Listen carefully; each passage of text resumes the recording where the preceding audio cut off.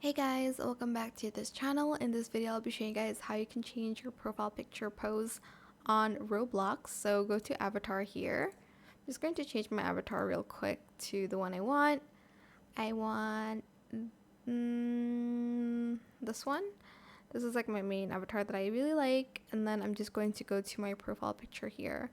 So right now it's this pose, the baby queen. There's shrug as well. Point. This one's cute too. Hello.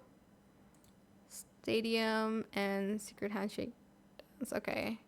I'll just go with this one for instance. Again, press next. And you can kind of zoom out here. As you can see, you can also rotate it this way. Unfortunately, you cannot move it up and down, but I think I'm just going to go like this and I'm going to press next. And I'm just going to press save.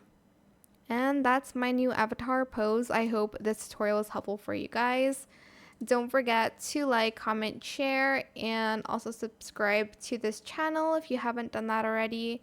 If you have any more questions about this video, just leave it in the comment section down below. I will try my best to answer them all for you guys, and if you found this video helpful, please click the thanks button as well.